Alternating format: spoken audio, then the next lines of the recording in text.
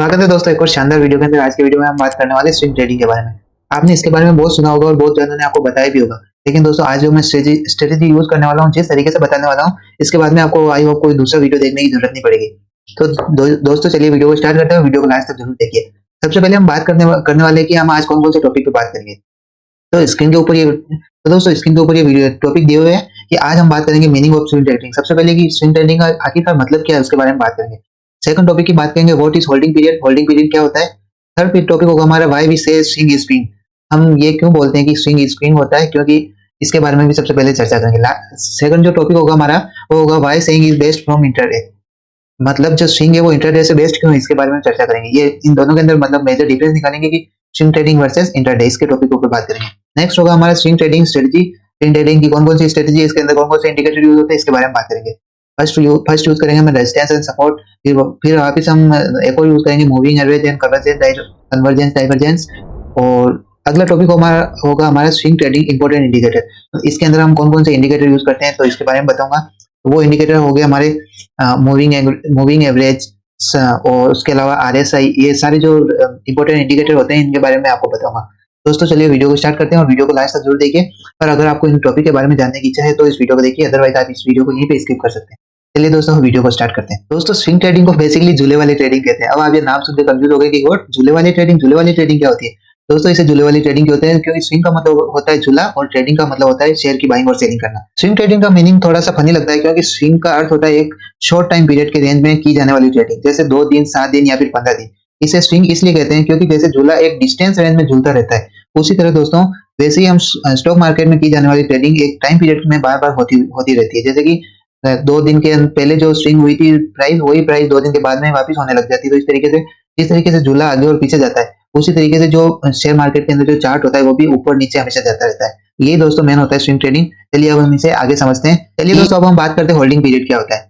Holding period को समझने के लिए इसके होल्डिंग पीरियड के अंदर जब हम किसी शेयर को खरीदने के बाद अगर उसे कुछ दिन के बाद बेचा जाए तो जितने समय के लिए वो कोई स्टॉक हमारे पास रहता है वो उस स्टॉक का होल्डिंग पीरियड होता है। बेसिकली इसका मतलब ये होता है कि हम अगर कोई भी स्टॉक बाय करते हैं और जितने टाइम के लिए वो स्टॉक अपने पास रखते हैं उसे होल्डिंग पीरियड बोलते हैं। और अगर आपका स्टॉक की होल्डिंग पीरियड कुछ वीक से लेकर कुछ मंथ के बीच में होती है तो इस तरह के होल्डिंग पीरियड को वीकली या मंथली होल्डिंग पीरियड में गिना जाता है। तो इस तरह की ट्रेडिंग को स्विंग ट्रेडिंग कहते हैं। अब हम बात करते हैं कि स्विंग ट्रेडिंग के अंदर टाइम पीरियड क्या क्या होता है।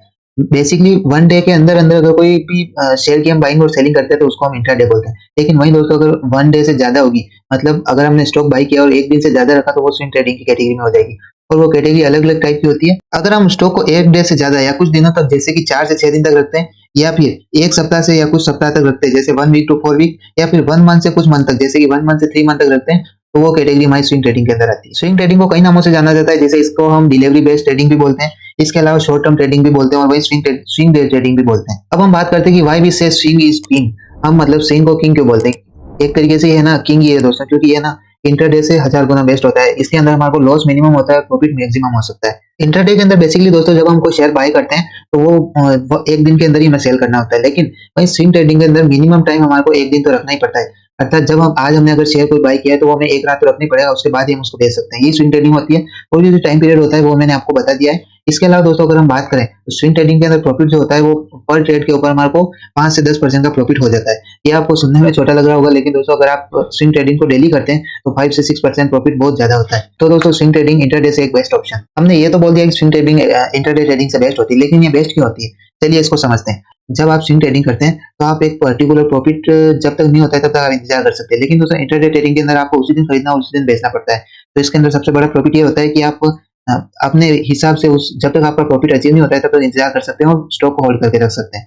और अगर आप किसी कंपनी के फंडामेंटल अच्छी तरीके से एनालाइज करते हैं और आपका टेक्निकल एनालाइज अच्छा है, अगर अच्छा इंडिकेटर यूज करते हैं तो आप डेफिनेटली आप एक अच्छी प्रॉफिट को जनरेट करेंगे स्विंग ट्रेडिंग के अंदर। दोस्तों स्विंग ट्रेडिंग जो होती है वो इंट्राडे ट्रेडिंग के अंदर जो सिद्धांत काम करते हैं उनके ऊपर ही काम करती है। लेकिन बेसिकली इसके अंदर ट्रेडिंग करने के लिए हमें कंपनी के फंडामेंटल भी एनालाइज करने होते हैं। तो आप एक तरीके से देखें तो इंट्राडे और डिलीवरी दोनों का जो मिक्स कॉम्बिनेशन होता है उसी को हम स्विंग ट्रेडिंग बोलते हैं। और इसके अंदर हमें कंपनी के फंडामेंटल भी एनालाइज करने होते हैं और जिस तरह इंट्राडे के अंदर हम टेक्निकल एनालाइज करते हैं उस तरह इसके अंदर भी करने पड़ते हैं। दोनों को मिक्स करके हम स्विंग ट्रेडिंग बनाते हैं और इसकी वजह से हमें अच्छा प्रॉफिट जनरेट होता है। डिलीवरी के अंदर जिस तरीके से हम स्टॉक बाय करते हैं वो लॉन्ग टर्म के लिए होल्ड करते हैं, लेकिन इसके अंदर शॉर्ट टर्म के लिए स्टॉक को होल्ड करना रहता है, इसे हम शॉर्ट टर्म डिलीवरी भी बोल सकते हैं। अब हम बात करते हैं कि स्विंग ट्रेडिंग करने के लिए जरूरी क्या होता है। तो इसके लिए जरूरी होता है फंडामेंटल एनालाइज और टेक्निकल एनालाइज, जैसा कि मैं आपको बता चुका हूँ। फंडामेंटल एनालाइज और टेक्निकल एनालाइज की बात करें तो टेक्निकल एनालाइज के अंदर हम यूज करेंगे स्टॉक के प्राइस मूवमेंट का पता लगाने के लिए, यानी कि हम टेक्निकल एनालाइज का यूज स्टॉक के प्राइस मूवमेंट का पता लगाने के लिए करते हैं। वहीं दोस्तों हम फंडामेंटल एनालाइज का यूज स्टॉक की इंट्रिंसिक वैल्यू का पता लगाने के लिए करते हैं, जिससे कि ताकि हमें उसकी इंट्रिंसिक वैल्यू पता चले और हम स्टॉक के अंदर ट्रेड कर सकें। अब हम बात करते हैं कि स्विंग ट्रेडिंग करने के लिए हमें कौन-कौन सी स्ट्रेटजी यूज करनी चाहिए तथा कौन-कौन सी स्ट्रेटजी से हम स्विंग ट्रेडिंग कर सकते हैं। तो चलिए इस टॉपिक पे बात करते हैं। दोस्तों हम जब स्विंग ट्रेडिंग करते हैं तो हमें एक टारगेट लेके चलना चाहिए कि एक बार की ट्रेडिंग के अंदर हमें 5 टू 10% की ग्रोथ होगी। लेकिन उसी बीच में ये भी ध्यान रखना चाहिए कि हमें प्रॉपर स्टॉप लॉस लगाना चाहिए। स्टॉप लॉस की जो रेंज होती है वो 2 से 3% के बीच में होनी चाहिए। यानी कि दोस्तों अगर हमारे को प्रॉफिट हो रहा है किसी स्टॉक के अंदर 5 से 10% के बीच में, तो हमें स्टॉप लॉस लगाना चाहिए और हमारे को जो लॉस होगा वो 2 टू 3% होना चाहिए। और इसका जो अनुपात होता है वो 3:1 के अंदर होना चाहिए। यानी कि अगर हमने 4 ट्रेडिंग की और 4 ट्रेडिंग के अंदर से हमें 3 ट्रेडिंग के अंदर प्रॉफिट और 1 ट्रेडिंग के अंदर लॉस हो जाए तो कोई नुकसान नहीं होगा। तो ये स्ट्रेटजी फॉलो करके हमें स्विंग ट्रेडिंग करनी चाहिए। अब हम बात करते हैं कि स्विंग ट्रेडिंग करते समय हमें कौन-कौन सी स्ट्रेटजी को फॉलो करना चाहिए। सबसे पहले होती है रेजिस्टेंस एंड सपोर्ट, सेकंड होती है चैनल ट्रेडिंग, वहीं होती है थर्ड होती है मूविंग एवरेज और फोर्थ होती है मूविंग एवरेज क्रॉसओवर। ये चारों स्ट्रेटजी होती है, इन चारों को फॉलो करके हम स्विंग ट्रेडिंग के अंदर ट्रेडिंग कर सकते हैं। चलिए अब एक-एक के ऊपर बात करते हैं। कोई भी स्विंग ट्रेडर जो होता है वो सपोर्ट लाइन के नीचे स्टॉप लॉस के साथ समर्थन लाइन से उछाल पर खरीदारी कर ट्रेडिंग में प्रवेश करता है। इसी तरह रेजिस्टेंस लेवल करंट वैल्यू से ऊपर होता है, जहां सबसे ज्यादा स्टॉक की सेलिंग होती है। यहाँ पर दोस्तों जो स्विंग ट्रेडर होता है वो रेजिस्टेंस लेवल से ऊपर उछाल पर बेचने वाले ट्रेड में प्रवेश करता है और रेजिस्टेंस लेवल के ठीक ऊपर स्टॉप लॉस लगाता है। यानी कि दोस्तों सिंपल शब्दों में समझे तो सपोर्ट लेवल पर जो होते हैं बायर ज्यादा होते हैं, वहीं पर रेजिस्टेंस लेवल पर जो होते हैं वो सेलर ज्यादा होते हैं। बायर हमेशा प्राइस के गिरने पर हमेशा स्टॉक को बाय करते हैं और ऊपर लेके जाते हैं, वहीं सेलर जो होते हैं स्टॉक की प्राइस को नीचे गिराते हैं और अगर स्टॉक की प्राइस बढ़ गई है तो अपना प्रॉफिट बुक करके नीचे गिराते हैं स्टॉक। अब हम बात करते हैं कि चैनल ट्रेडिंग की। तो इसका यूज हम तब करेंगे दोस्तों जब हमें लगता है कि ट्रेडर ट्रेंड के साथ स्विंग ट्रेडिंग करना चाहते हैं। यानी कि दोस्तों अगर हम चैनल ट्रेड की बात करें तो अगर प्राइस कंटिन्यूअसली अप मूवमेंट में जा रही है या डाउन मूवमेंट में जा रही है, तो इस कंडीशन में हमें ट्रेड या तो टॉप पे लेना चाहिए या बॉटम के ऊपर लेना चाहिए। टॉप पर बेरिश ज्यादा होते हैं, वहीं पे दोस्तों बॉटम के ऊपर बुलिश ज्यादा होते हैं। अगर हम सबसे पहले बात करें मूविंग एवरेज की, तो यह सबसे फेमस स्विंग ट्रेडिंग स्ट्रेटजी है। इसके अंदर दोस्तों सिंपली मूविंग एवरेज का यूज 10 दिन से 20 दिन के वैल्यू डाटा को समझने के लिए किया जाता है। इसको मैं और डिटेल में आगे बताऊंगा। इससे पहले अगर हम बात करते हैं मूविंग एवरेज क्रॉसओवर की, यह भी एक सबसे यूजेबल स्ट्रेटजी है, जिसके अंदर दोस्तों 2 लाइन होती है। फर्स्ट लाइन जो होती है एमएसीडी लाइन और सेकंड लाइन होती है सिंगल लाइन, और इन दोनों लाइन के एक दूसरे से क्रॉस करने से बाय और सेलिंग का सिग्नल मिलता है। और यही दोस्तों ये दोनों जब एक दूसरे को क्रॉस कर देती है या तो बाइंग का सिग्नल मिलेगा या सेलिंग का सिग्नल। अब हम बात करते हैं कि स्विंग ट्रेडिंग के अंदर इंपॉर्टेंट कौन-कौन से इंडिकेटर का यूज किया जाता है। इंडिकेटर का मेन यूज दोस्तों सही तरीके से स्टॉक का पता लगाने और स्टॉक का एनालाइज करने के लिए किया जाता है। सबसे पहले हम बात करते हैं आरएसआई की। तो मार्केट के अंदर कुछ स्टॉक ऐसे होते हैं जो फ्लैट होते हैं या फिर कुछ होते हैं जो ओवरबॉल्ड या ओवरसोल्ड की स्थिति में होते हैं, और ट्रेडिंग के लिए स्टॉक के अंदर एंट्री का टाइम सही है या गलत है इसके बारे में वो बताते हैं। तो आरएसआई की वैल्यू 0 से 100 के बीच में होती है, ये हम जानते हैं अच्छे से। और 70 से अगर आरएसआई ऊपर है तो ओवरबॉल्ड की स्थिति में ऊपर, वहीं अगर आने वाले टाइम में इसकी प्राइस गिरने वाली है। और अगर 30 से नीचे होगा तो इसका मतलब है दोस्तों कि स्टॉक जो है वो ओवरसोल्ड की स्थिति में, आने वाले टाइम में इसकी प्राइस बढ़ने वाली है।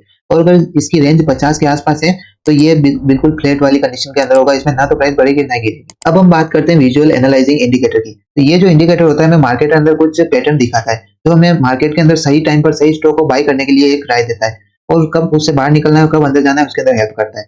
यह आपको स्विंग ट्रेडिंग करने के लिए मार्केट की परफॉर्मेंस के बारे में विजुअल आइडिया देता है। अब दोस्तों हम बात करते हैं मूविंग एवरेज की। तो मूविंग एवरेज होता है नंबर के ऊपर काम करता है, और वहीं पे दोस्तों इसके पास 28 दिन के क्लोजिंग प्राइस के योग को, मतलब पास 28 डे के जितनी क्लोजिंग प्राइस है उस सब का टोटल करते हैं, उस टोटल को 28 से डिवाइड कर देते हैं, और जो प्राइस होती है उससे हम मूविंग एवरेज निकालते हैं। और ये जब हम बार बार करते हैं तो इससे हम आने वाले टाइम में जो प्राइस होने वाली है उसका हमें रफ आइडिया लगा सकते हैं।